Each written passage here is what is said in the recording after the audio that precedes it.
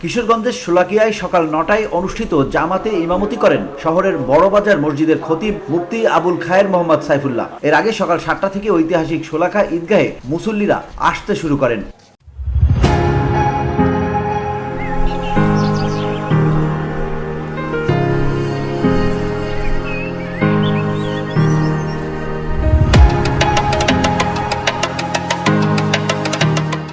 শোলাকিয়া মাঠে প্রবেশে বিভিন্ন মোড়ে পুলিশের নিরাপত্তা চৌকি পার হয়ে আসতে হয়েছে মুসল্লিদের। এর মধ্যে পুরনো থানা মোড়, সাতাল মোড়, গাছবাজার মোড়, আজিমউদ্দিন স্কুল মোড়, নীলঞ্জন মোড়, কালীকাটা মোড়ে পুলিশের নিরাপত্তা চৌকি ছিল। মাঠে প্রবেশে 4 স্তরের নিরাপত্তা ব্যবস্থা দেখা গেছে।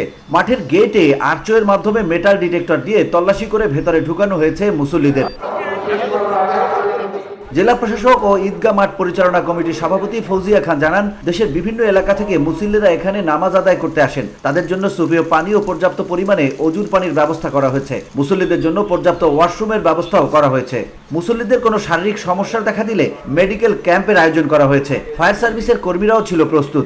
ঐতিহাসিক শোলাকিয়া ঈদগাহ মাঠ দেখার জন্য এবং লক্ষ লক্ষ মানুষের সাথে নামাজ পড়ার জন্য আল্লাহ যাতে এর মধ্যে আমাদের দোয়া কবুল করে, এই উদ্দেশ্য নিয়ে আসছি। এই 15 বছর ধরে মাঠে নামাজ পড়ি। বাংলাদেশের সবচেয়ে বড় ঈদগাহ মাঠ, লক্ষ লক্ষ মানুষ হয়। আর যেখানে লক্ষ লক্ষ মানুষ হয়, জামাত বড় হয়, মানুষ বেশি হয়, সেখানে দোয়া কবুল হওয়ার এই জন্য আমরা আসি।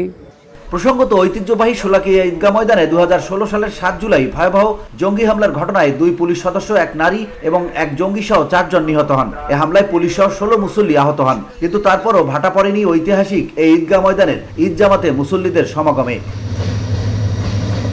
VOD Bangla news desk.